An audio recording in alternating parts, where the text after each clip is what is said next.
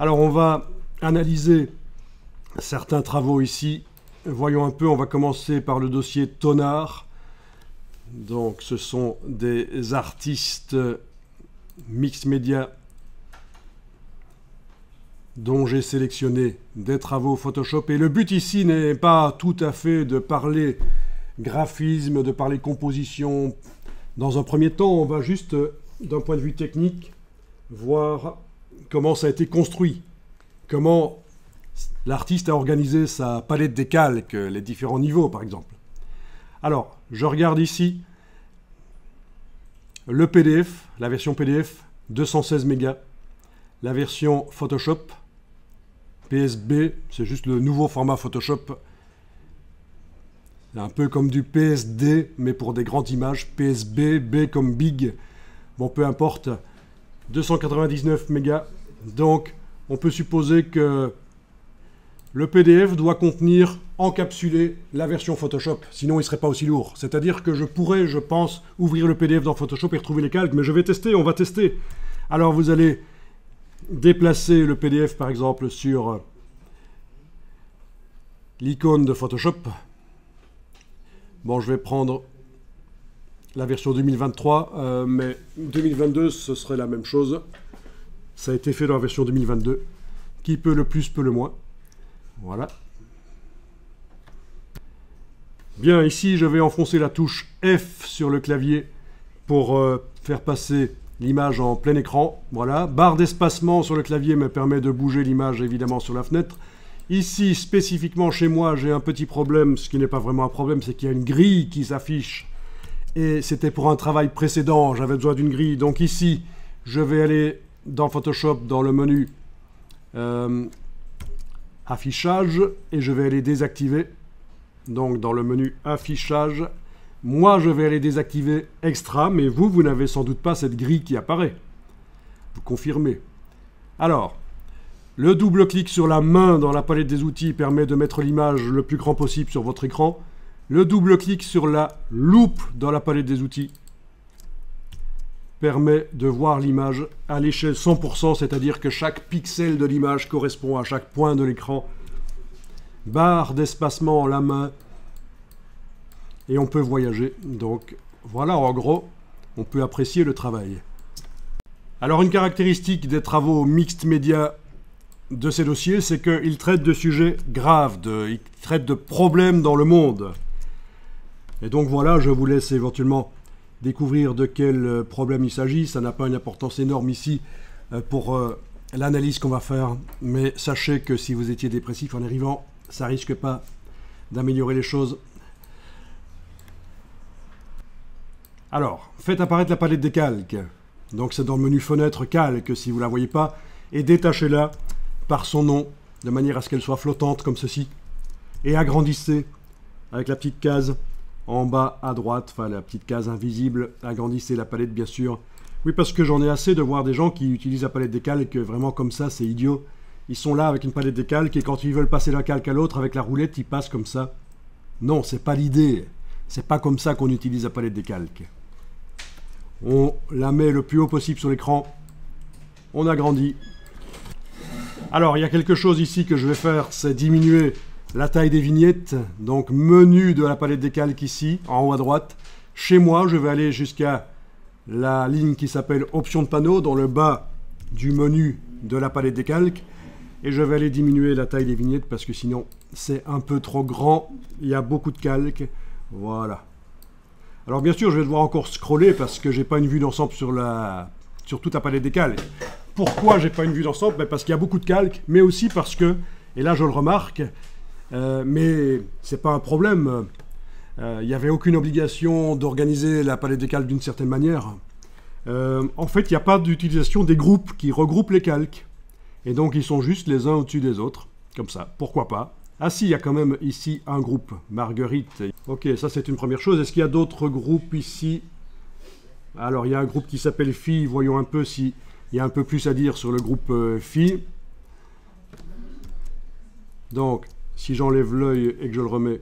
Ah oui, voilà, c'est là. Alors, qu'est-ce que nous avons là-dedans? Donc c'est bien d'organiser les choses sous forme de groupe. Évidemment, ça permet de déplacer après facilement les choses. Mais voyons déjà cette première chose, le déplacement. Si on active le groupe Phi ici, est-ce que vous arrivez à le replacer, tous ces calques qui sont dans le groupe Phi, est-ce que vous arrivez à les replacer, à activer l'outil de déplacement de pixels ici? Est-ce que vous arrivez en cliquant et en bougeant à déplacer comme ça, ou c'est seulement un élément qui se déplace chez vous? Dites-moi. Donc avec cet outil-là de déplacement de pixels, en ayant le groupe qui est là fermé, arrivez-vous à déplacer la totalité des éléments du groupe? Comme ça. Donc ceux qui tentent de déplacer et il n'y a pas tous les éléments du groupe qui se déplacent, vous pouvez tenter ceci. Bon, il y a toujours plusieurs solutions, mais vous pouvez tenter dans les options. Les options, là, vous les voyez, la barre contrôle. Il vaut mieux désactiver ceci, en fait. Sélection automatique. À partir de là, quand le groupe est fermé comme ça, et que vous déplacez, ça ne va pas spécifiquement activer un des calques intérieurs du groupe sur lequel vous cliquez. Parce que c'est de là que vient le problème, chez vous.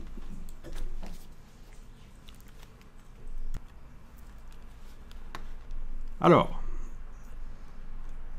voilà. Donc ce qu'on peut retenir un peu de tout ça, c'est que c'est, premièrement, c'est une superposition de calques et c'est pas extrêmement bien rangé, mais c'est pas grave, puisque il n'y avait que l'artiste en question qui devait travailler sur ce travail. C'est pas un travail qui se refilait d'un employé à l'autre dans une boîte, donc c'est pas très grave que ce ne soit pas très bien rangé. Deuxièmement, ce sont des objets entourés de transparence.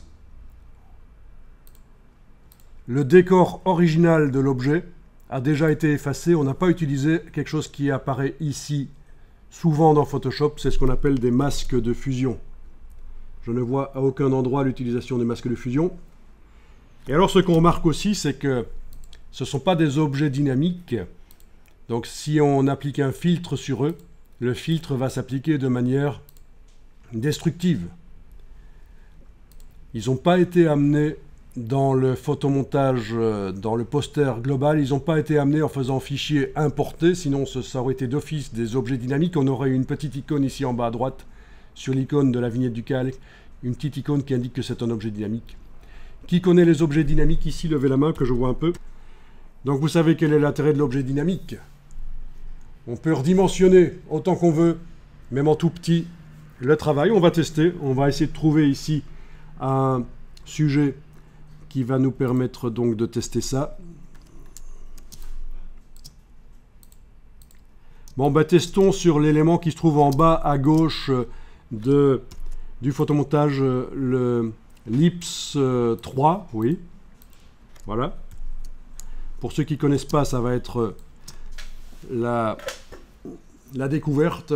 Je vous montre rapidement, sinon ça va prendre trop de temps. Première chose que je vais faire, ben, c'est déjà activer le calque, qui n'est pas un objet dynamique. Et vous montrer juste que si je fais édition, transformation manuelle, si je fais commande T sur le Mac, CTRL T sur le PC, et si je vais avec la touche Alt pour que ça reste centré, diminuer, valider avec le petit V là au-dessus, j'ai en fait diminué vraiment le nombre de pixels qui composent cet élément.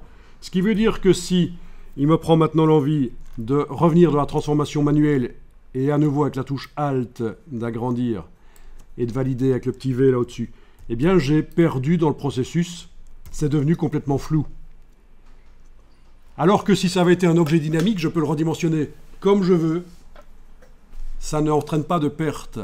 Bien sûr, quand il est petit, il est composé de moins de pixels, mais si je le réagrandis, les pixels qu'on ne voyait pas réapparaissent, ils participent à la netteté de l'objet. Alors ici, je vais faire une fois commande Z, une seconde fois commande Z, voilà, on voit bien que c'est net. Et on va transformer ça en objet dynamique. Alors ça, vous pouvez le faire. Vous faites un clic droit à droite du nom du calque et vous faites convertir en objet dynamique. N'hésitez pas à intervenir si vous avez quelque chose à apporter, si vous pensez qu'on aurait pu faire autrement, qu'il y a d'autres solutions, blabla. Donc moi je suis toujours ouvert. On est dans l'enseignement 2.0, ça va dans les deux sens. Vous pouvez bien sûr apporter des choses. Et n'oubliez pas qu'une classe entière connaît plus que le professeur. Souvent. Si vous avez 15, 20 étudiants dans une classe en infographie, il est probable que, ensemble, par intelligence collective, ils en connaissent plus que le professeur. Ils ne connaissent pas nécessairement tout ce que le professeur connaît, mais je veux dire que il y a des choses qu'ils savent et que le prof ne sait pas, évidemment. C'est logique. Donc c'est l'enseignement 2.0. Alors, est-ce que vous avez réussi à faire un clic droit et dans le menu demander de convertir en objet dynamique?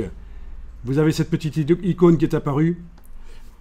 OK. Et donc, si on fait cette opération de transformation, touche Alt, qu'on valide, donc je vais même le faire encore plus petit, comme ça vous allez vraiment voir. Voilà, je valide avec le petit V. Je vais zoomer sur ça. On voit clairement que c'est composé de peu de pixels. Mais en réalité, tous les pixels d'origine sont dans le calque. Si maintenant on fait un édition transformation manuelle, touche Alt, je réagrandis. Contrairement à ce qui s'était passé tout à l'heure, quand le calque n'était pas encore objet dynamique, ici, les pixels réapparaissent. Les détails réapparaissent. Connaissez-vous un autre intérêt qu'un calque soit un objet dynamique? J'en vois au moins deux intérêts à ce qu'un calque soit en réalité un objet dynamique. Il y en a peut-être encore plus, mais là j'en vois deux. Même trois, oui, j'en vois encore un troisième, mais citez-moi juste un intérêt supplémentaire. On vient juste de voir le fait que quand on redimensionne vers le bas, quand il devient tout petit, eh bien, on n'a pas perdu les pixels, ils sont en réalité toujours dans le calque objet dynamique. Mais quel peut être un autre intérêt à avoir un objet dynamique? Oui. On peut modifier le contenu. Oui. Alors vous pouvez tester ça, on double-clique sur l'objet dynamique. Alors ça nous indique que il faudra, si on modifie le contenu qui va s'ouvrir, si on veut que ça se répercute dans le poster global avec tous les éléments là, il faudra faire fichier enregistré. Bon. C'était pas un message très compréhensible, mais bon. Donc là, on a deux images qui sont ouvertes. On a celle-là, c'est le contenu de l'objet dynamique avec un seul calque. Et si je fais CTRL-Tab sur le Mac ou Alt-Tab sur le... non, CTRL-Tab sur le PC aussi, je pense. Hein. Je passe d'une image à l'autre. C'est la même chose que d'aller dans le menu Fenêtre, d'aller en bas jusque... Ben, passer d'une image à l'autre. CTRL-Tab. Voilà. C'est une solution. Sinon, vous avez certainement peut-être des onglets aussi qui apparaissent sur le haut. Là, les onglets, je ne les ai pas parce que j'étais plein écran sur le Mac. Et vous aussi, vous ne les avez pas forcément, vous n'êtes pas sur les PC, vous êtes sur un Mac. Ouais, peu importe. Alors, tu dis, l'intérêt de l'objet dynamique, c'est que quand on double-clique sur lui, on peut le modifier. Modifier le contenu, oui. Comment tu ferais pour modifier le contenu ici? Bon, tu veux modifier la couleur. Tu trouves que la couleur des lèvres, là, il faudrait que ce soit un peu plus violet ou... D'accord, tu ferais un commande U, CTRL U sur le PC, qui correspond à image, réglage, teinte, saturation. Mais alors, le fait est que, sans vouloir te contredire, ce n'est pas la meilleure méthode, parce que... Pourquoi? C'est ça, c'est du destructif. Ce sont les anciens réglages qui existaient dans Photoshop et qui sont toujours là pour les... C'est parce que c'est toujours utile parfois. Mais avant que une fonction intéressante ne soit apparue dans Photoshop, on n'avait que ces réglages-là et c'est destructif en effet. Si on modifie pour revenir en arrière plus tard. Donc on essaye dans Photoshop de faire du non destructif. Et donc qu'est-ce que tu vas utiliser plutôt? Évidemment tu le connais. Les calques de réglage, donc plutôt que de faire image réglage teinte saturation, je dis bien, oui c'est ça, CTRL U. Pourquoi ça s'appelle CTRL U au fait? Pourquoi U le raccourci clavier de image réglage teinte saturation?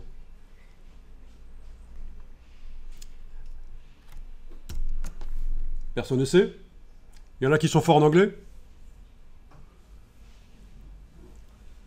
Comment est-ce qu'on prononce CTRL U en anglais? CTRL U. Et U, ça veut dire quoi en anglais? À part... Hein? Ah. Oui, mais quand ça s'écrit H-U-E. Teinte, exactement. C'est le réglage teinte saturation. Donc, c'est un petit... vous voyez, c'est pas au hasard nécessairement les raccourcis qu'ils ont mis. On veut modifier la teinte, la U en anglais, la H-U-E, U. Voilà, c'est CTRL U, CTRL U. Ok, donc on n'utilise donc pas le réglage qu'on a été voir là, parce qu'il est destructif. Techniquement, ça aurait fonctionné, mais le problème, c'est qu'on veut pouvoir modifier. Il faut se donner la possibilité de revenir facilement, de modifier facilement. Donc, vous allez dans le bas de la palette des calques, et vous allez, dans l'objet dynamique, insérer un calque de réglage de type teinte saturation. Donc, en cliquant sur cette icône, c'est la même chose que d'aller dans le haut de l'écran, image, réglage, teinte saturation. Voilà, teinte saturation. Et donc, au-dessus du calque, on a mis un calque de réglage de type teinte saturation et on peut aller modifier la teinte pour obtenir l'effet qu'on veut. Voilà, par exemple, c'est ça que je voulais. Donc si j'enlève l'œil en face de teinte saturation, je vois que ça modifie l'aspect des pixels qui se trouvent en dessous. Et donc voilà, quand tu disais que oui, l'objet dynamique, l'intérêt c'est qu'on peut modifier le contenu, mais il faut le modifier de manière non destructive. À moins qu'on ait une bonne raison de faire du destructif, mais voilà. Alors, à partir de là, on fait fichier enregistré, donc un CTRL S sur le PC, commande S sur le Mac. On va faire un CTRL Tab et on est revenu. Et ça a modifié, ça a mis à jour l'objet dynamique. D'accord, c'est pas exactement la même couleur. À mon avis, il y a un calque de réglage là au-dessus qui doit quelque part modifier. Vous remarquez ça? Que ceci, dans le poster, c'est pas la même couleur que ça exactement. Si je modifie encore ici, voilà, je fais ça. Je fais un commande S, je vais là. Bah non, c'est pas la même chose. Il y a un petit problème là. Bon, on va voir d'où ça vient. On va essayer de repérer d'où ça vient. Bien. Vous avez repéré? Ceux qui s'y connaissent un peu en Photoshop vont peut-être repérer évidemment plus vite. Le mode colorimétrique, le fait que ce soit RVB. Ah oui, que ce soit CMJN peut-être. Alors, allons voir. Image mode, mais c'est pas du CMJN, c'est trop vif, c'est du RVB. Ça se serait vu tout de suite si c'était du CMJN. Non, il doit y avoir certainement au-dessus quelque chose, un calque de réglage ici, oui, qui change globalement. Et ça, c'est pas idiot. Quand on a fait un travail, voilà, c'est ça. Là, maintenant, si je passe de l'un à l'autre, ah ben non, toujours pas. Donc, qu'est-ce qu'on a d'autre? Il y a un calque de teinte saturation. C'est celui-là, oui, oui, tout à fait, c'est celui-là, en effet, bien vu. J'avais pas vu qu'il y avait celui-là. Plus les deux autres au-dessus qui modifient aussi.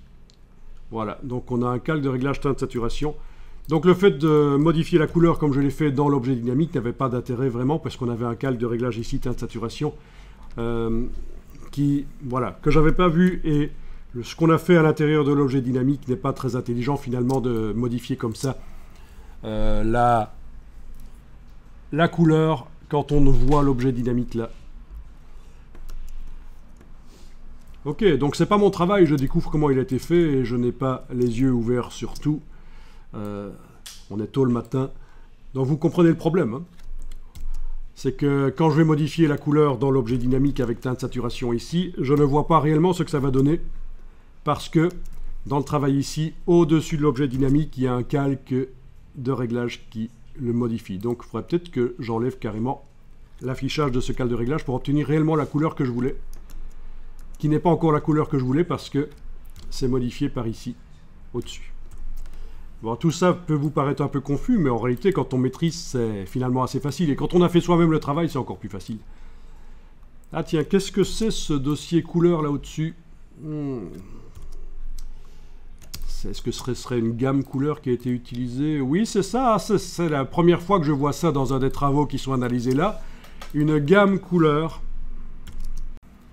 Donc, le dossier là au-dessus, très intéressant. C'est une gamme couleur qui a été créée. Est-ce que ça a été créé manuellement par l'utilisateur ou est-ce que ça a été généré par un générateur d'harmonie tel qu'on les trouve dans Illustrator ou d'autres logiciels? Ça... Mais c'est une approche assez artistique et intéressante, je trouve, d'avoir mis sur le côté là des échantillons dans lesquels il a peut-être été puisé d'une manière ou d'une autre avec la pipette, allez savoir. Mais voilà, vous avez déjà utilisé ce genre de technique de mettre un nuancier dans un travail que vous êtes en train de faire pour influencer donc les couleurs que vous allez mettre dans le travail, pour influencer l'harmonie? Non, personne n'a déjà travaillé avec ça? Vous comprenez la logique d'avoir ça? Bon, bien. Donc ça, c'est très intéressant dans ce travail, et j'ai failli passer à côté. C'est la partie la plus intéressante par rapport aux autres travaux. C'est ce qui est vraiment spécifique, singulier avec ce travail ici. Sinon, le reste, c'est assez habituel comme manière de faire les choses. Alors, je vais fermer le travail. Pas besoin de l'enregistrer, je vais fermer ça aussi, voilà. Donc nous avons vu le travail de cet artiste. Alors on continue l'analyse. Alors on va passer à Selmici ou Selmici, je ne sais pas comment il faut dire.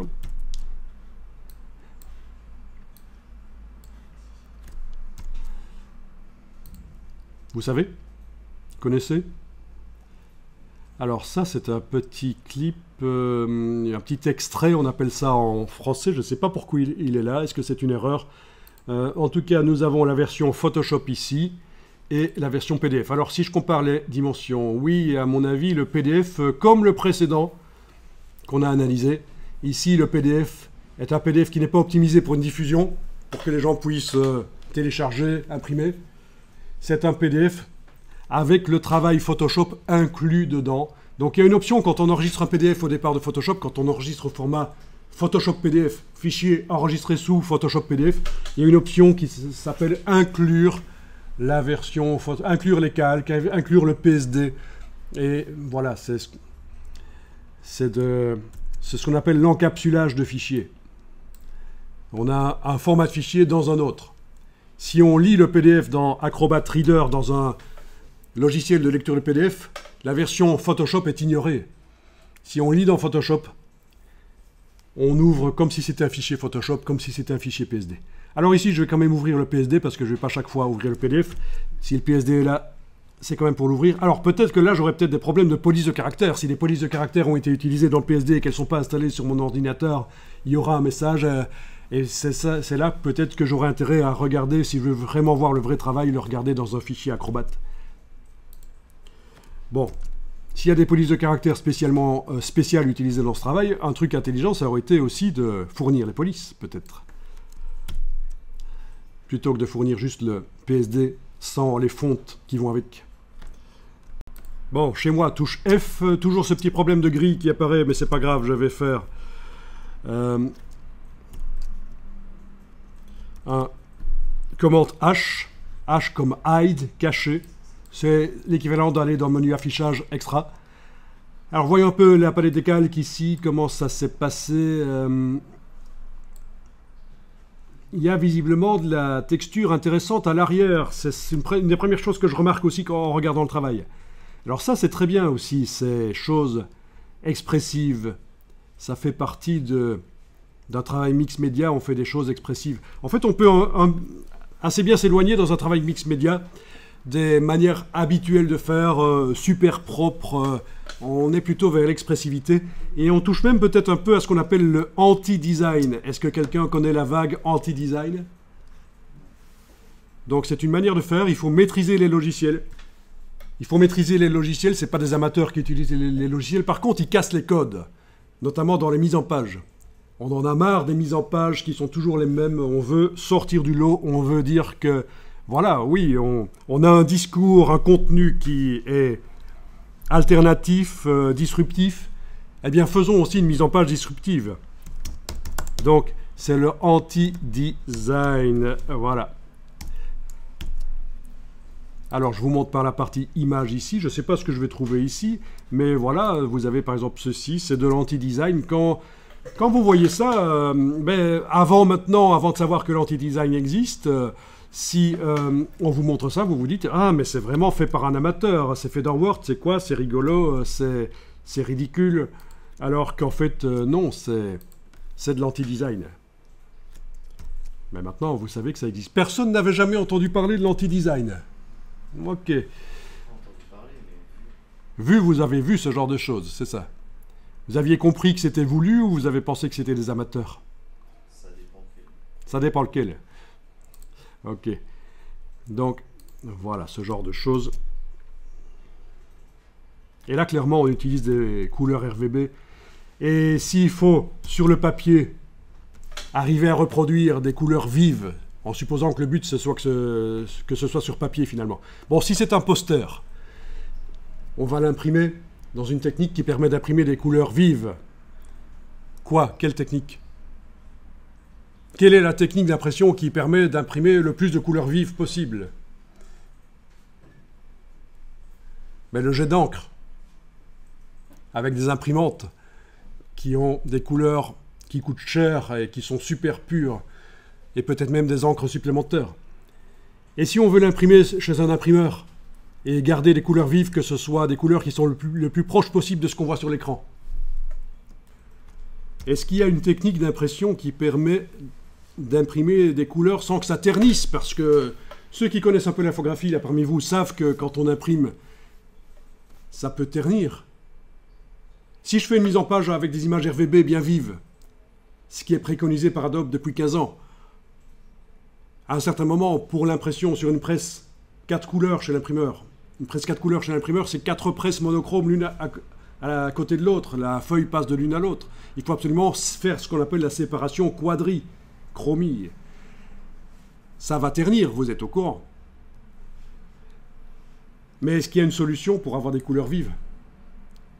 C'est ce que vous avez sur les couvertures de magazines. Dans les magazines haut de gamme, non seulement sur la couverture, mais aussi sur toutes les pages.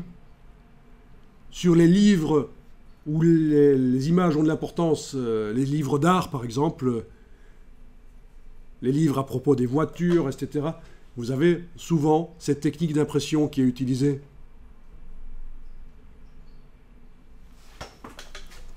Et qui permet d'imprimer presque autant de couleurs que ce qu'on voit sur l'écran. Et je dirais même, je vais préciser que certaines couleurs qui ne sont non montrables sur l'écran vont être imprimables sur le papier, notamment des bleus assez profonds et vifs à la fois, des bleus sombres et vifs à la fois.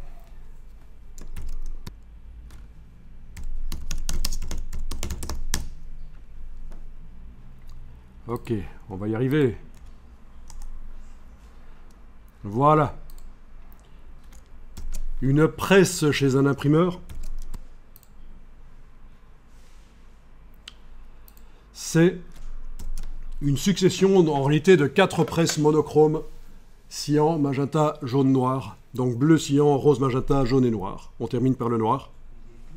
Donc la feuille passe, comme on le voit ici, les petits pointillés sur le schéma symbolisent les feuilles ou le trajet. Eh bien, il existe, si vous voulez imprimer des posters, des choses plus haut de gamme, avec plus de couleurs, il existe la possibilité d'ajouter une presse supplémentaire avec de l'encre verte et une presse supplémentaire avec de l'encre orangée. C'est ce qu'on appelle l'hexachromie, l'impression en 6 couleurs. Et en plus, le cyan et le magenta seront de meilleure qualité. Donc non seulement on a des encres en plus, mais on a en plus des encres cyan et magenta de meilleure qualité. C'est l'hexachromie. Donc vous avez certains imprimeurs qui peuvent vous proposer de faire de l'impression 6 couleurs. Et donc voilà, quand on voyait ce travail ici, on pourrait se dire, oui, si on fait une mise en page comme ça avec des couleurs vives, on va perdre à l'impression. Pas nécessairement. Si on a les moyens de se faire une impression 6 couleurs, ça peut passer. Donc l'anti-design, et voilà, donc le mixed media, on s'approche un peu de l'anti-design, on casse les codes, on casse les normes. Alors, superposition de calques qui n'ont pas de masque de fusion, donc tous les pixels qui n'apparaissent pas, qui sont non présents là, ils auraient pu en fait rester là, mais être masqués par un masque, ce qui permet de faire du non destructif, de modifier les choses par la suite, mais ça n'a pas été le cas ici. Là aussi, ce ne sont pas des objets dynamiques. Vous confirmez, ce ne sont pas des objets dynamiques, c'est pas parce que c'est un travail 2022 que j'ai ouvert dans la version 2023, hein. Vous n'avez pas non plus la petite icône en bas à droite des vignettes. Alors ici, je vais faire Alt-clic, tiens, sur celui-là, le calque 15, sur l'œil. Alt-clic sur l'œil pour ne voir que celui-là. Et là, je remarque, tiens, que certaines parties ont été effacées, et certainement avec la gomme, ce qui est assez inhabituel. On aurait pu ajouter un masque de fusion et dessiner en noir, un masque de fusion complètement blanc, et dessiner en noir pour masquer certaines parties. Ça aurait donné plus de souplesse pour modifier par la suite. Alt-clic, je réaffiche.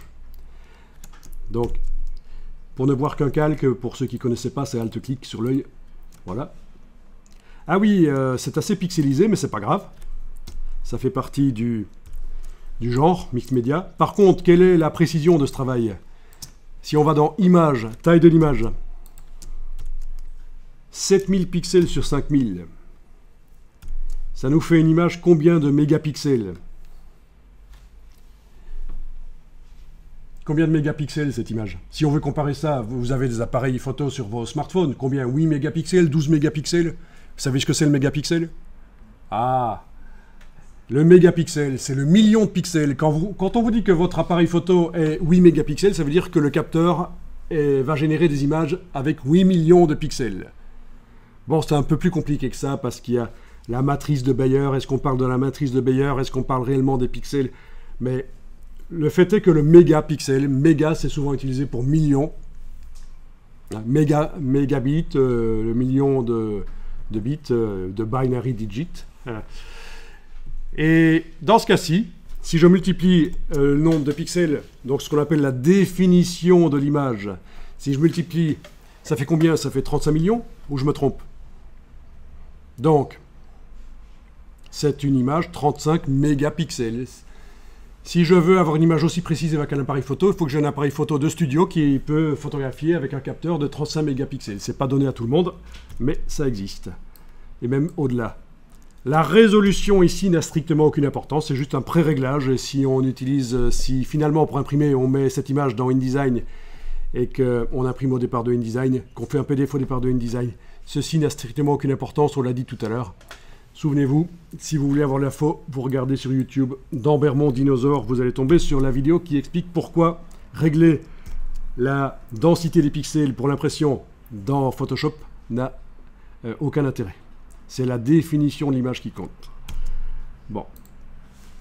Alors, le reste de la palette des calques, je ne pense pas qu'il y ait de choses assez extraordinaires. Par contre, il y a ici quelque chose qu'on n'a pas encore vu, je pense. Vous savez ce que c'est, ça? Sur un calque? Quelqu'un connaît? C'est le style de calque. OK. Et c'est en double-cliquant à droite du nom qu'on va arriver dans le style de calque. Donc dans le style de calque, il y a tous les effets spéciaux, les FX. Et alors, qu'est-ce qui a été changé ici? Est-ce que vous voyez pourquoi il y a cette petite icône, ceux qui connaissent Photoshop? Non? Le mode de fusion. Ouais, le mode de fusion a été changé en effet. Et l'opacité aussi. Il y a autre chose qui a été changé ici et qu'on le voit. On le voit ici.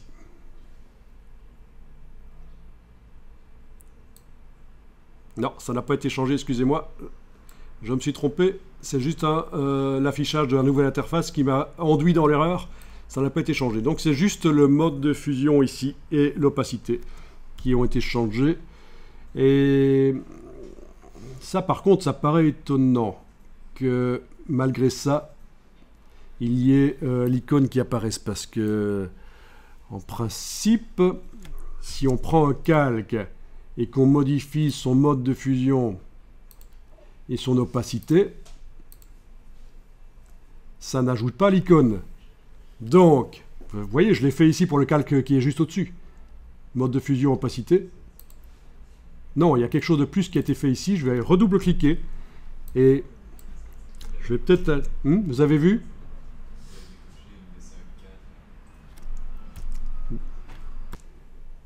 Donc c'est calque formé par la transparence qui a été décoché. En effet, bien vu. En effet, quand je reclique ça, l'icône s'en va. Alors, pourquoi a-t-il fait ça? Est-ce que vous savez me le dire, les pros de Photoshop? Tu as l'air de bien t'y connaître en Photoshop, toi? Oui, tu as suivi pas mal de tutos. Malgré que tu n'es pas allé dans une école d'infographie, tu as fait quoi comme étude avant, sans indiscrétion? L'étude générale, et sur le côté, tu as fait de l'infographie, des tutos, avec des copains, un club, ou tu es photographe passionné? Tu aimes le painting, ok. Donc en painting, en effet, on va assez loin dans les, dans les réglages Photoshop. Alors, il s'agit en fait ici de ceci, donc, oui. Cette partie-là, très discrète, la chaîne. Donc, avec l'option décocher, mais en fait, ça ne change rien. Bon. C'est peut-être une option qui a été décochée. Ou alors c'est moi qui ne comprends pas en quoi ça peut aider que cette option soit cochée. Est-ce que vous voyez la différence? Non, je ne vois pas de différence. Pourtant j'ai la case aperçue qui est cochée là en haut. Et donc en modifiant dans le style de calque, je devrais le voir. Bon. À mon avis, il y a quelque chose qui a été décoché là et ça ne servait pas, mais je peux me tromper. Je ne vais pas avoir la prétention de comprendre tout ce qui a été fait dans ce travail. Oui, alors tout à l'heure je vous parlais des fonds là. J'avais commencé par ça, c'est ça qui m'avait frappé. C'est une manière intéressante de faire les choses ici. Le fond calque deux copies avec la texture. Texture de quoi d'ailleurs? Alt-clic dessus. Ah oui, c'est une texture de papier journaux traité. Un empilement de journaux, d'articles apparemment. Alt-clic, je réactive les autres calques. Donc, ça apporte pas mal, oui, ce fond.